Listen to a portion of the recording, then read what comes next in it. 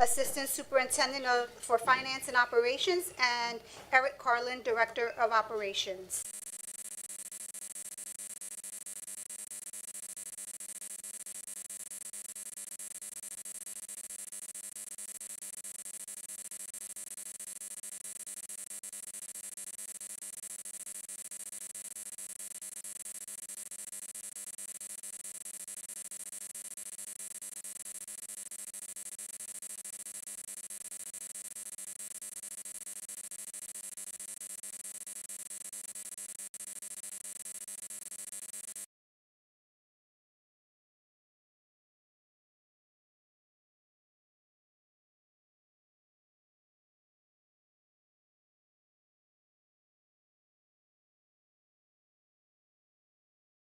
What we're doing is we're planning for the upcoming school year. We take input from all stakeholders, and what we have to do and have discussion, what we want in the budget. Of course, we want everything in the budget, but there are limited resources, so what actually makes it into the budget? And we have to take some of those discussions and turn it into, we have to quantify it, turn it into finances, and see how it fits into our budget. So the Board of Education is responsible to adopt a budget, and that budget is always voted upon on the third Tuesday in May. During the process, the superintendent and I work together very closely to align the goals of our district for the following school year and put that into the budget. But it's everybody's responsibility, the budget. It's not my budget as the Assistant Superintendent of Finance and Operation. It's everybody's budget. Again, the board eventually adopts it, so technically it's their budget, but we all have input and it's a collaborative process. And that's what we do during these series of meetings, so we welcome input, be it from the audience, from the board, and of course from our community online. So what our budget calendar? We start in the beginning of October, believe it or not. That's when Eric and I get started. And that's with salaries. We're rolling over salaries that are in the budget. We have to look at contractual obligations. The end of October, I send out budget forms to the principals so they could submit that back to the business office in November, right before the Thanksgiving break. Departmental budgets can be a little bit more complicated, so we give them a little bit more time, and they submit that back to me in early December, myself and Eric. And then this is January, so here we are starting our informal budget meetings. And again, we encourage stakeholder involvement so we can really do a collaborative budget that we can all support and be proud of. Some of the components of the budget are salaries and benefits are by far our biggest portion of the budget. That accounts for about 75 to 80% of our budget. But we also have instructional material costs, administrative support, support services, transportation facilities, IT, security. There are a number of other areas within the budget. If we look at some of our revenue sources, state aid is by far our biggest source of revenue for the budget. Within state aid is foundation aid, which is by far the biggest source. But we also have some other revenue sources that are not necessarily part of the general fund budget. The budget that we vote upon in May is our general fund budget, although we have other budgets, and I will go over that on the next slide. But we also have some federal aid. Our stimulus funds, that was additional federal aid after COVID, that all ended in September of the previous year. So we no longer have those funds. The next largest source of revenue for our budget is our property tax levy, which is the funds that we collect from the community. The budget approval process, once the budget is approved by the board, that typically happens in April each year.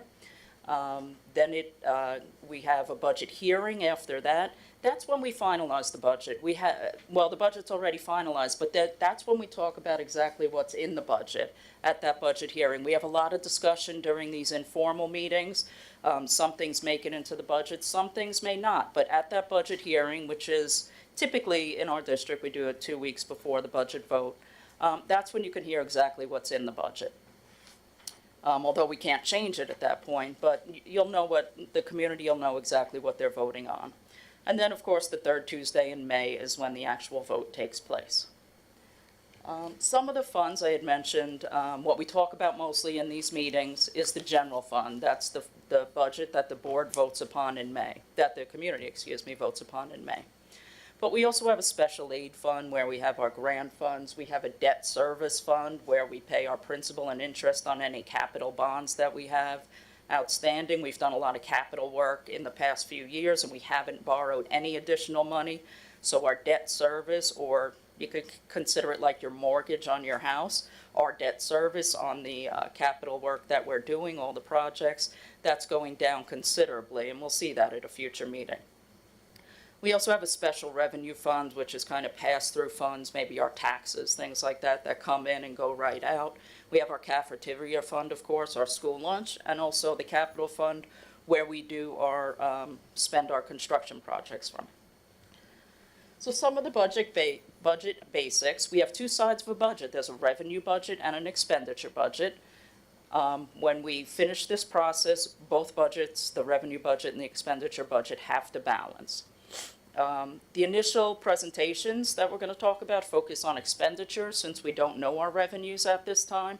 Although I'm going to talk a little bit about revenue tonight, but no numbers, just in general. But how the revenue goes is the governor will come out with her budget typically the middle of January, so I would expect that sometime next week. The state doesn't actually adopt their budget until April 1st, so there's a lot of conversation that takes place up at the state level, a lot of negotiation. So what typically happens is we get the governor's budget. After the negotiation, it typically goes up a little bit.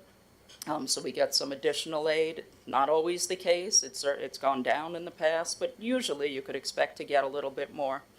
And this year's interesting because the state is proposing a possible change to their foundation aid formula.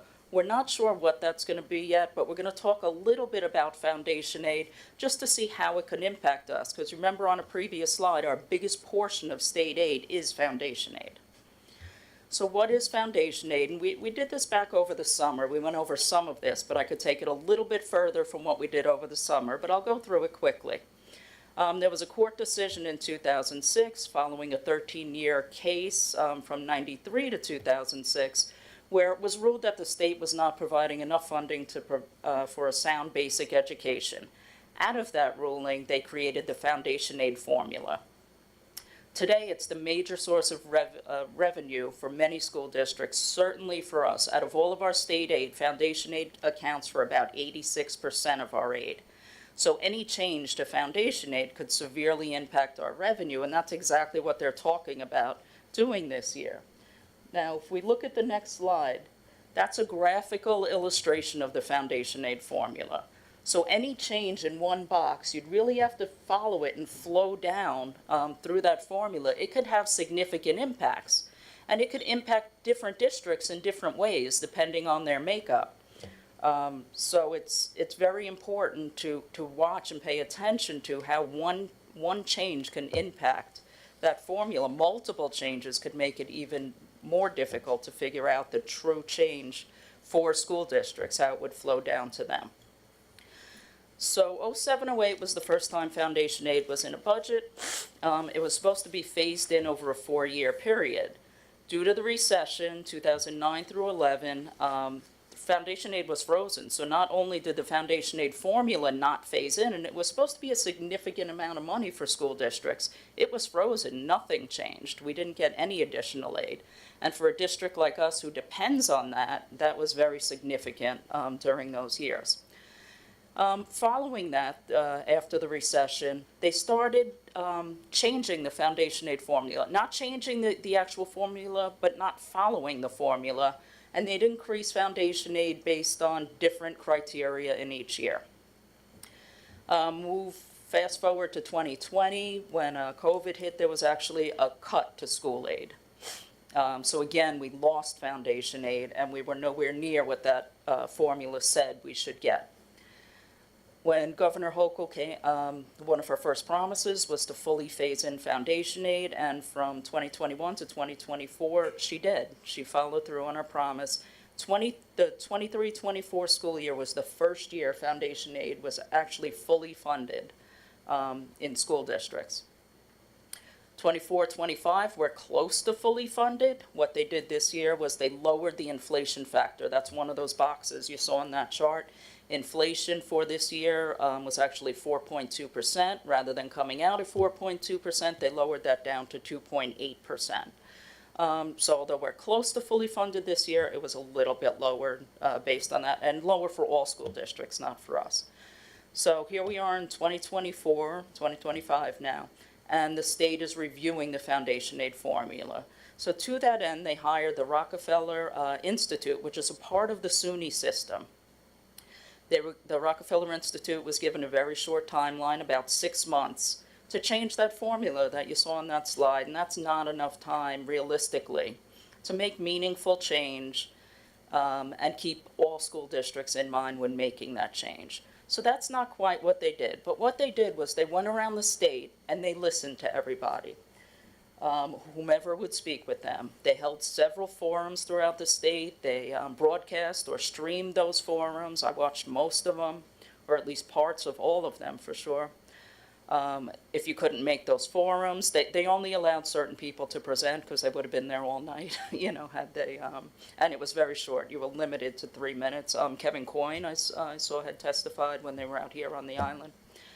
But if you couldn't make those forums, you were allowed to submit written comments, and I know a number of people from the district did. I went over some of those with some people here. There were also webinars that they held aimed at specific groups. The business officials had a webinar, the school boards had a webinar, and I'm sure they met with other groups as well. So rather than revise the formula, they took all that they heard from all of these different meetings and they made several recommendations. I'll summarize just a few of the recommendations that they made here, but they didn't say, let's do all of these. You have to look at the impact of doing one versus doing two versus doing all of them and how overall it will impact all school districts. So the first thing they said was recognize actual poverty levels for school districts. Right now the formula uses something called the combined wealth ratio. That looks at property values within the district as well as income, personal income. And they made a range. If your district has a combined wealth ratio of 1.0, that's average wealth within the state. But they have a floor and a ceiling. So the floor is 0.65, so that's below the 1, so that's a low wealth school district.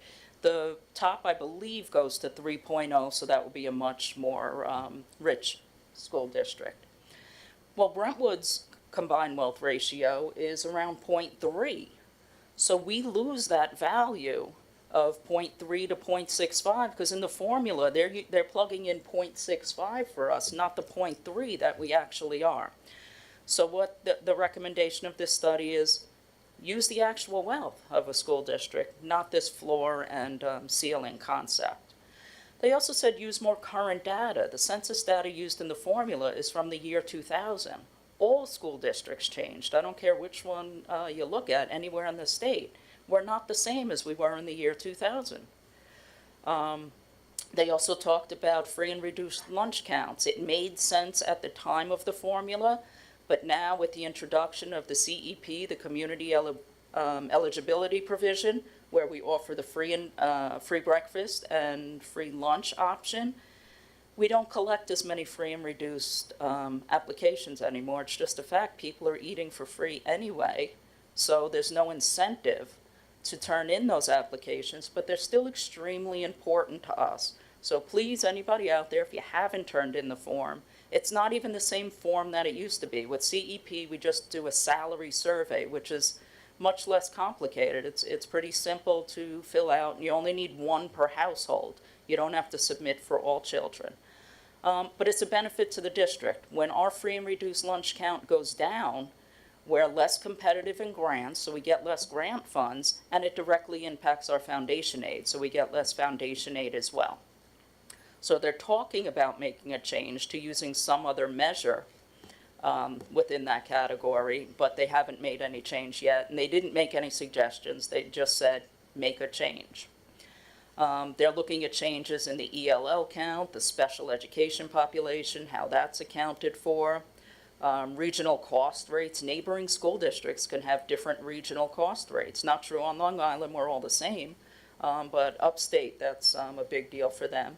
And phase-in changes, don't do them all at once, 'cause it can have dramatic effects.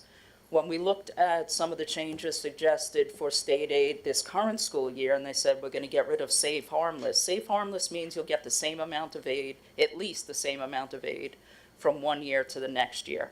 Well, there was a district right on Long Island that if they didn't use Save Harmless, if they got rid of that, would have lost $7 million by the foundation aid formula being fully phased in.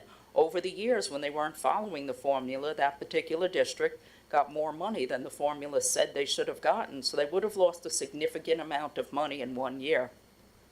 And that could have truly hurt them. So what they're saying is phase in these these changes.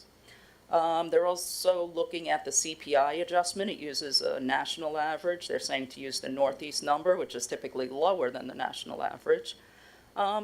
And review the formula to account for unfunded mandates. There's a lot more that we're responsible to do as a school district that isn't built into any funding formula. So we keep getting asked to do more with the same amount of money. So look at that and look at how that's impacting school districts. So we'll move into the budget areas. I'll just start with a brief slide on what a budget code looks like. Every budget code starts with a letter, and that represents the fund. So A is the general fund, and that's what we'll be talking about at all future meetings, these budget development meetings. The next 4 digits are known as the function code. So I have 2110 there, so I know it starts, if you look at the function code description towards the bottom, anything 2000 is instructions, so 2110 would be 2000. The next set of numbers, 5000, is an object code because it starts in the 5000s. I know that's a supply code. I don't know what kind of supplies. It could be science supplies, math supplies, phys ed supplies. But I know if it's in a 5000 series, it's a supply code. The next 2 codes in the budget code, the location and program, are optional. So not all budget codes in the general fund have those 2 components. But if you see them, the 11 would be a location, and I have 0000 for a program code. It could just more specifically define what the budget code is. So we'll start looking at general support, and this is not a lot of change takes place within general support. The first few codes I'm summarizing. They're just the Board of Education codes, and you see minor increases for memberships. Also the BOLD system, that's a system that we use for our election software. We get it through BOCES. And also there was a supply increase. The board's memberships, I listed there, in Nassau Suffolk School Boards, the state school boards, REFIT, the Black Caucus of School Boards, ISLIP School Boards, and the Brentwood Chamber of Commerce. We move on, we look at more of the financial areas or function codes in the budget. I'm summarizing all these budget codes by their function code. So the auditors, just a note, every 5 years, we have 3 different auditors, external, internal, and claims. This is a year that we have to do an RFP for our external auditor. It's been 5 years, so I'll send that out shortly. You can see fiscal agent fees within these codes, and that is when we borrow money, we use a fiscal agent to help us with that. I don't anticipate doing that, but because we have outstanding debt, we have to do a report every December, and that's our SEC filing. Other than some changes there, the business administration, you see an increase. We shifted part of a salary of one person out of a grant that we no longer have into the general fund, and we had a retirement in the change of staff, I should say, in the HR office. So we anticipate that to go down a little bit. Benefits, you see some more changes there, typically. So we'll start with our retirement systems. And we have 2 retirement systems in the district. TRS is the teacher's retirement system, and ERS is the employee's retirement system. TRS is anybody with a certificate, so teachers, administrators, and teaching assistants. They're all certificated. And that rate is projected to remain about flat. This year it's about 10.1% of salaries that we have to contribute to the teacher's retirement system. Next year is projected to be between 9.5% and 10% of salary. They just give us a range right now. They'll announce a rate in February. They won't actually adopt it until August, but typically what they give us in February is the rate that they adopt in August. So once they give me that rate, I'll make the adjustment to the budget. Right now, I budgeted at the top of the range at 10%. I only like to lower codes at this point, not raise them. Just helps in budgeting. ERS is another story. That's for all our non-certificated staff, clerical, custodial, security, some of the IT staff, nurses, monitors. Those staff that do not have the state certification, that rate is increasing by 10%. Now, typically ERS leads the way. What happens in ERS will happen in TRS the following year. So that's an indicator that the following school year TRS may go up by something similar. So there's not as much salary attributed to the ERS system. So the overall increases you could see in the two retirement codes are about the same, close to $1 million, even though in one case the rate is remaining close to the same and the other is going up significantly. FICA Med is your Social Security. There's no rate change there, but the FICA maximum, the amount at which you stop collecting Social Security, has gone up significantly over the last few years. So when that goes up, we have to continue paying more FICA for employees, and the employees pay it too. We match it. So that's driving some of that 6% increase in that code, and also just additional salary costs based on contractual obligations. When we look at health benefits, that's the biggest change in these lines. Again, I'm summarizing some of the lines. So the biggest change here is the 1.6 million.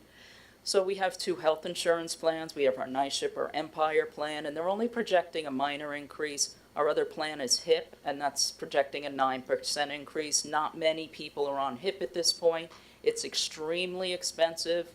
A family plan for starting this January, both health insurance plans change their rates in January, so it's hard to budget. You know the rate for half a year. You have to project the second half.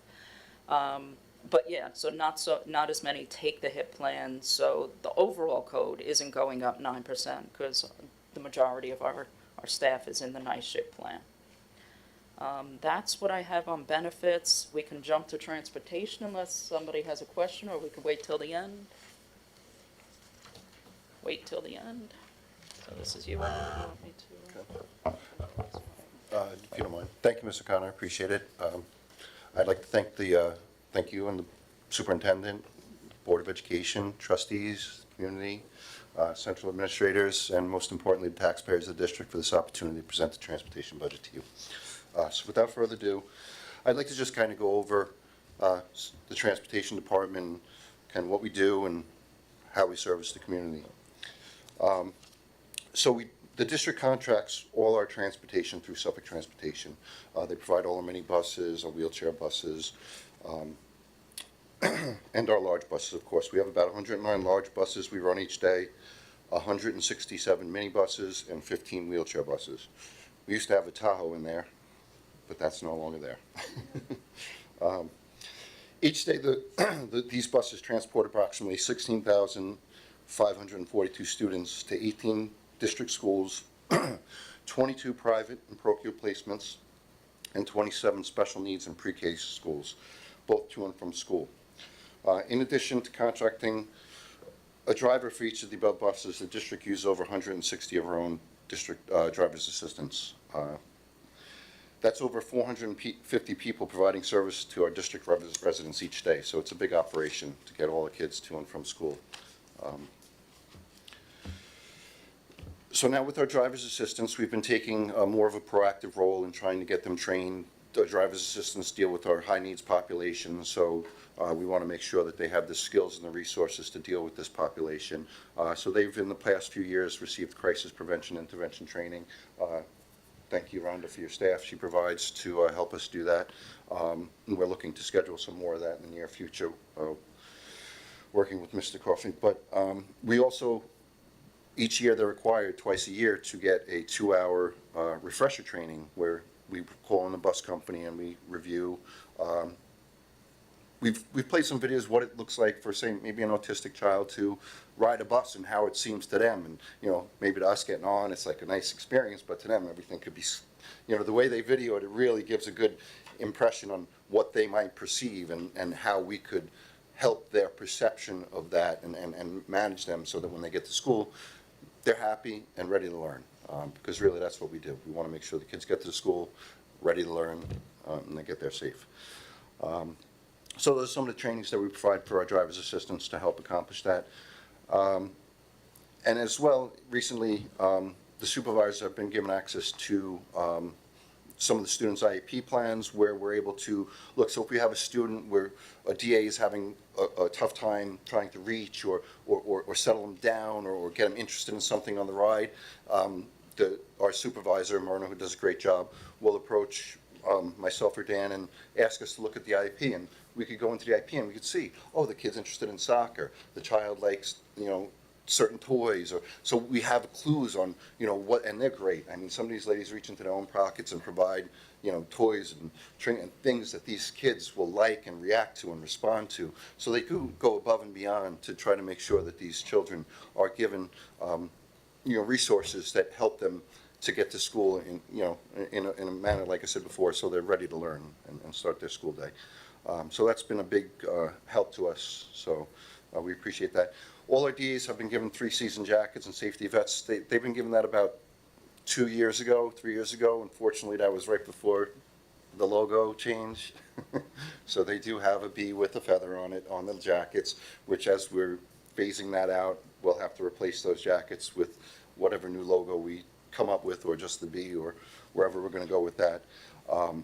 But they were also issued this year, we've given them blazers, because a lot of times in the summer we have summer programs that go on. They don't want to wear who wants to wear a jacket in the summer? I know I don't want to wear a t-shirt, but I got to wear a shirt and tie. Unfortunately, actually we get to wear a golf shirt, right? So that's a good thing. But so like them, we've given them safety vests that have the district logo, so parents recognize them, they could see who they are, they know who to ask questions to speak to about their child if there's an issue on the bus or if they have a concern, so that our staff is recognizable and so that they're safe there out on the road, because they're constantly getting off the bus, walking down the stairs out into traffic or out into, you know, a situation. I've seen scenarios where people will come on the drop-off side and go past the bus. It's, you know, so we want to keep them safe. We want to make sure that they're visible, so we give them these safety vests and these jackets that are half reflective yellow so that they're safe out there. But again, you'll see that in my budget, I'll try to put a couple of bucks in there to replace some of these jackets as we move forward with the appropriate logo, as we're doing all over the district. We've also started the stop arm camera. We've had it in place for about 3 years now. And it's set to help people deter from passing buses with their stoplights out. And, you know, I think it's a $250 ticket. It's not cheap. I don't want to pay $250, you know. So, but despite that, we still have people who, for whatever reason, they're not looking and they go past school buses. But I'm happy to report that the program has been making some positive strides, and for the last 2 years, tracking the numbers, each year we've had an 18% reduction in the number of vehicles illegally passing buses. So that's over 40% reduction over the 2 years, which is pretty good. So that's working out as well, and I think it gives us a little bit of revenues. I know it's kind of targeted what we have to spend it on, but that's okay. It's for student safety, and we're happy to do it. We also have the Where's the Bus software, which we make available to all district residents. It seems to be really out there and popular, because the minute something doesn't go right, I'm getting an email, or the ladies in the office, and we're looking at the problem or the situation or what's happening and trying to resolve it from. So there definitely are a lot of people availing themselves of that technology, which is great, especially on cold days like this, to wait for 5-10 minutes for a bus. I don't want to do it. I don't want to barely go to my car sometimes, but, you know, they'll know when the bus is going to be there, so they can hop out of their house, so the wait at the bus stop is minimized. So it's a really convenient way, and I think one of the things the foundation aid is attendance aid. You know, you got to do attendance, and if kids don't show up to school, we lose money. So, you know, if they're sitting out in the cold, they get sick, and then we lose money. So I'm just talking about the foundation and formula maybe a little bit in detail. But anyway, not to get too sidetracked. Field trips have increased to give students exposure to new experiences, so we've added money into the budget to increase the number of field trips that we have available to offer to our student population. So that's another nice thing that's happened. We've also partnered with the YES program, and we have before care and aftercare programs at Hemlock and Southwest, and we've been able to add for no additional cost buses that will able to fit on certain routes to bring the children to their schools, from morning care to their schools and from their schools to Southwest for aftercare. So that's a nice feature and something that parents could avail themselves of. And I think there's also some subsidies available depending on their needs that they can look into. So that's something good to kind of look into. I know before and aftercare is not cheap. It's, for some reason, aftercare is twice the price of before care. I don't know why that is, but it just seems to be the way it is. That's my experience. And so that's a nice situation that we were able to do, as well as other places that we do before and after care. Shepherd's Gate, Leap, Scope. I think the town of Islip also, we use their facility as well. And then we've been able to increase our inter-district transportation to allow students of varying ages to interact for plays, music programs, cosmetology, which is basically middle school kids coming up to the high school and getting involved in after-school activities and doing some more things that will help enrich their educational experience, right? That's part of our PLUS program. Correct, Matt? Yeah, sorry, I'm not trying to put you on the spot. Graduation Plus, right? So there's some things that we were able to help accomplish. So moving into the budget and the numbers, this year the transportation budget totaled $36.5 million. So it's not cheap to get kids to school. And next year I'm proposing a transportation budget of $38 million. This is a 6.2% increase, and this transportation contract goes up by CPI. And then we could have additional buses that we need, other resources as students come into the district. If we have more high-needs students that need specific busing, they're picked up at the house, their house pickup and drop-offs, and the minibus, you can't fit as many. So we have to budget in some room for possible growth in enrollment, and that's how we got there to the 6.2. Not sure what's going to happen to fuel. We did give a little increase this year. Time will tell. But again, none of this would be possible without the support of the Board of Education, our district administration, and of course our community members who fund this all. So without further ado, I'm going to drop into the transportation budget, and I might run through line by line. I'll just kind of highlight some of the different things that we go through. So the 5510 code is our central district office transportation operation. So that's the clerical staff in our district central office. That's all our DAs that we fund, our bus monitors. They're listed here as where we pay for uniforms, contractual and transportation monies. And we actually, our non-instructional side is coming down significantly. We've had a retirement there, and we were able to shift some salaries out. So that was able to save us a couple of bucks in our non-instructional transportation, as well as overtime. We're actually pretty well staffed, so I don't think that we're going to be needing as much overtime as we had in the past, and creating efficiencies.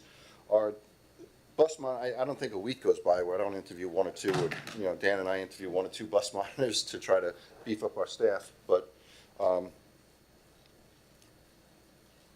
there was a significant salary increase, as you know, from year to year to try to attract more driver's assistants, and that's why you're seeing such an increase in that code. Otherwise, everything is pretty much static there. Then we get into the 5540 contract transportation codes. Now, this is for Suffolk Bus. These are for buses that we contract for, and some could be coach buses, when you deal with field trips and certain athletic events that we have to go to that might require the use of a coach bus. But for the most part, this is the contractual increase. You kind of see the theme of 3.9% going down most of the buses, and that's based on our CPI projection to increase the cost of each bus, pretty much holding everything static. Otherwise, fuel, I have a little bit extra. Again, you never know what's going to happen with fuel. It's a commodity, so that could go up or down depending on supply and demand So we did budget a small increase in there. It's a, just to speak a little bit on fuel, it's a wet contract that we have with Suffolk Transportation. You could have a wet or dry. Wet means we actually buy the fuel for the bus company, so they deliver the fuel to the bus company. It gives us a better rate for the buses. It's kind of a way to, otherwise, the 75,000 I put in there, they're gonna probably charge you a lot more. So it was a way to kind of save money when we first did the contract by going to a wet contract as opposed to a dry contract. That's pretty much all I have. I'm happy to answer any questions anybody might have. On these contract transportation, what is BE on line 554040? Looks Good. like 00430. I know, that's, BE is our student workers. So we've kind of started a program where we have some of our student workers, a lot of them come here to district office and help us with filing and different things, and they get a real-life work experience, which is great. But this is when we have the BE program, where we have students go out to outside agencies, maybe work at, I think Stony Brook, they have some kids going to, and different other businesses within the community where the students work at. So this is to provide them transportation to get to their employment. So are we anticipating like more movement in that area because it's a 39% increase, We've been on right? We've kind of been under budget. If you look, like last year, we spent about 15,000, we budget 11.5. So we're trying just to bring that budget up into the range of what we're actually spending. The program has expanded, and I think Mark Ingram does a great job with getting the kids out there and giving them real-world experiences. So that really helps the children. So the reason for the increase is just to kind of bring it up to what we've been spending historically. That makes sense. I have another question. Where do we see the money from the red light cameras or the stop cameras on the buses in our budget? So don't we get So, money? That would come in as a revenue to the budget, so you wouldn't see that here on the Oh. expenditure side, it would come in on the revenue side. So we'll see that later on. Yeah. Thank you.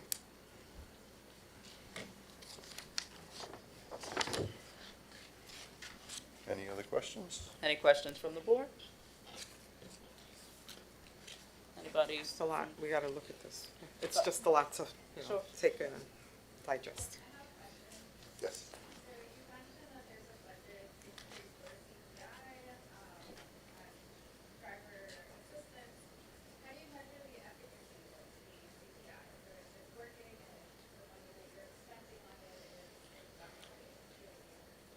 So good question. We're not actually Just- spending money on. Eric, Yeah, repeat the oops. question. Okay, so, I turned it off, okay. Don't know how to use this mic too well, but thank you for your question. So we didn't do a budget increase for CPI. We use our own district staff that does the training. So it's really no expense to the district. But what it does is it's called CPI stands for Crisis Prevention Intervention. It teaches us how to manage a student when they're in a position where it's to de-escalate, tough situations where a student might get, I don't want to say, yeah, thank you. Distracted, and just a little rambunctious, and it's how to kind of de-escalate the situation without, because sometimes you can say, if you don't stop, you're going to be, and that's not how you kind of de-escalate a student.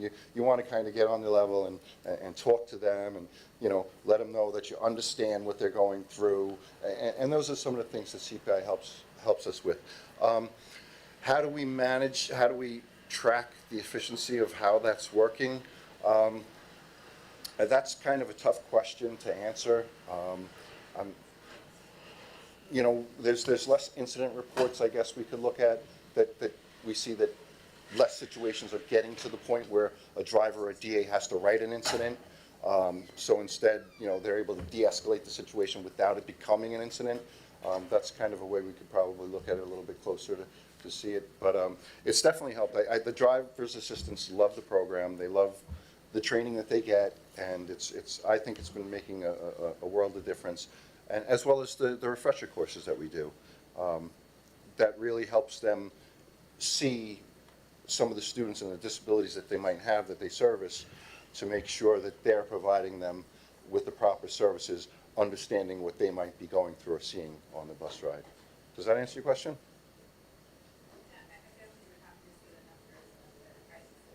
Can you come to the microphone so that folks at home can hear the question? And would you mind coming to the Oh. microphone? They'll bring it. Thank you. All right, sure, that's why I saying repeat the question. Okay.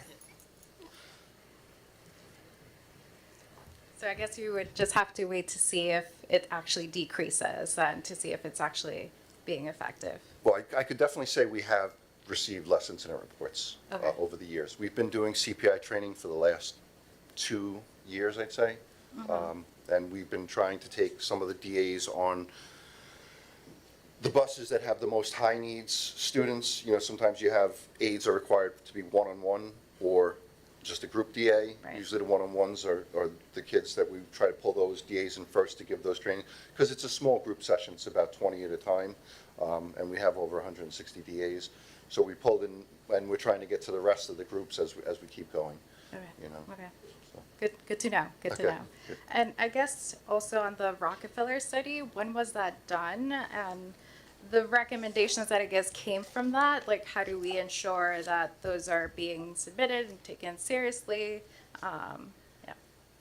I'm sorry, we didn't, when you came to the mic, we didn't get to know who you are, where you're from, and you're asking great questions, but we need to know who you are. My name is Anna Flores, so I live Are in you- Brentwood. Okay, thank you, Anna. Graduated from Brentwood 2014. Wonderful. Thank you. Okay, great question about the Rockefeller Institute study. They started in the spring of '24 and they issued their report in December of '24.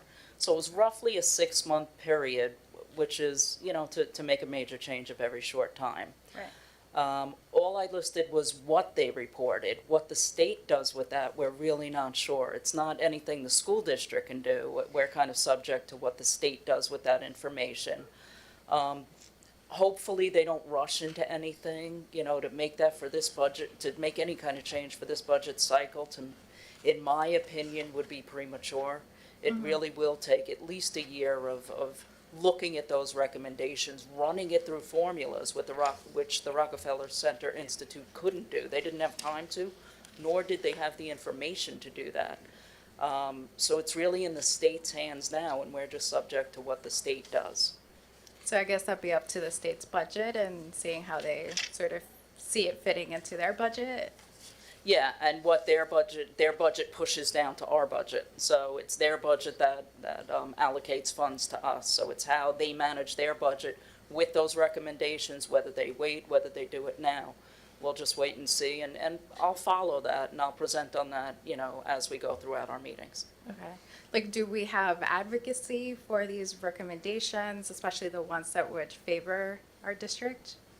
We certainly have a voice, and we could talk to our local politicians, and we do. The board is very active with that, in making our voices heard. So yes, we do have some advocacy there. Okay. Are community members welcome to those meetings? You can certainly write to any of your politicians. They represent you, they're voted in by you, so please, you know, contact them by all means. Yeah, I mean, like the meetings that board members have with the elected representatives. I mean, like I would mean that would be like a extra or like help for, you know, community members to be there. We don't per se have meetings with them, we'll make phone calls, we have an ongoing relationship with them, so it's not, we don't need to schedule time with them to discuss the budget.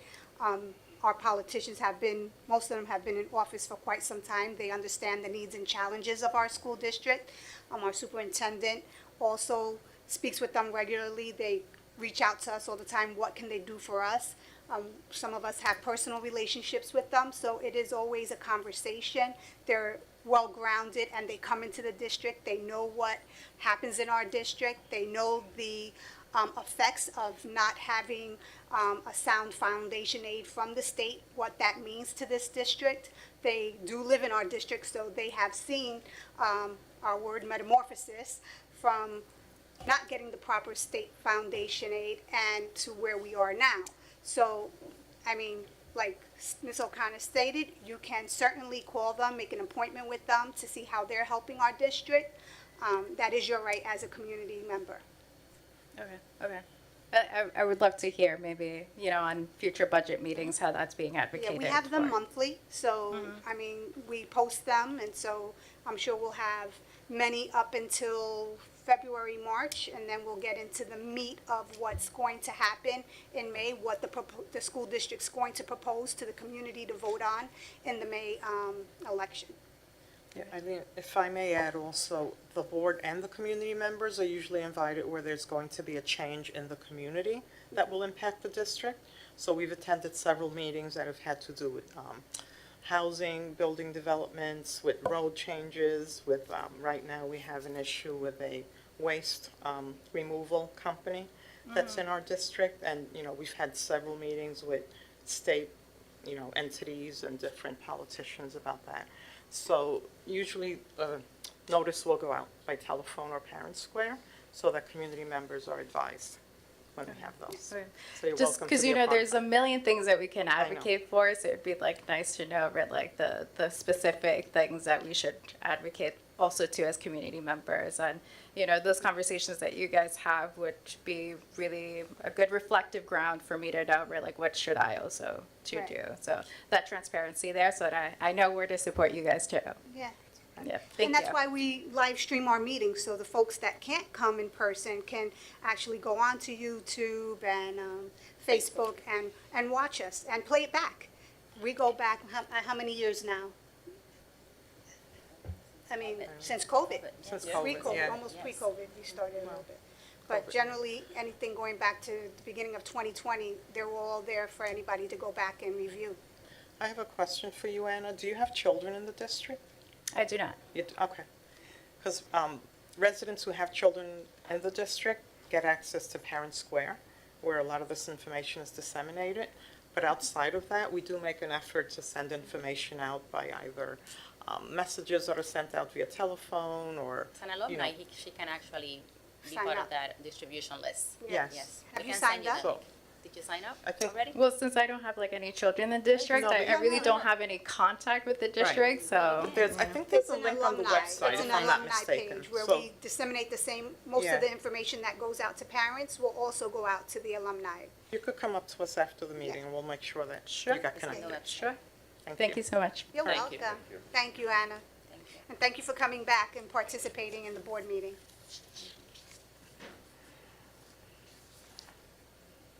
Stacy, to Anna's point about the efficacy of the CPI, is there data? Can we pull data pre-CPI? And I know we've only been doing it for 2 years. Can we, I'm sure we can, there's somewhere where there's information on, We could look at what statistics we have and how we can pull that, Yeah. you know, outside of the incident reports. can we do that so that we can, you know, have that correlation? Absolutely. Thank you. No, you're done. I'm done. So I just think that we should clap, right? This is wonderful. And thank you, Stacy and Eric. You know, one of the main goals of this Board of Education is transparency, as Anna mentioned, and clarity. And I'm thankful for the way that you presented the information.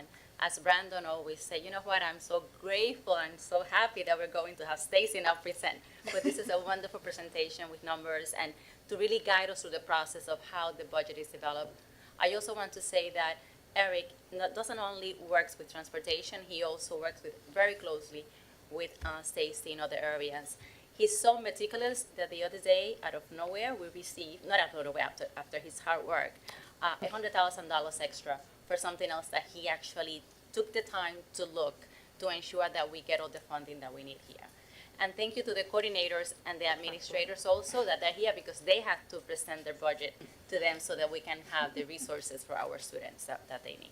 So thank you again. Thank you, thank you. Thank you. Thank you.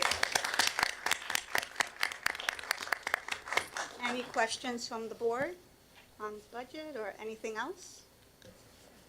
No? Okay, any questions from the audience, from home? We're live, the chat room's open. We're ready and willing to answer questions. No? Okay. All right, I need a motion to adjourn the workshop at 8:24 PM, Motion. 7:24, thank you. Motion. Motion by Brandon Garcia, I need a second. Second by Julia Burgos, all in favor? Aye. Opposed? So moved. Good night, everyone.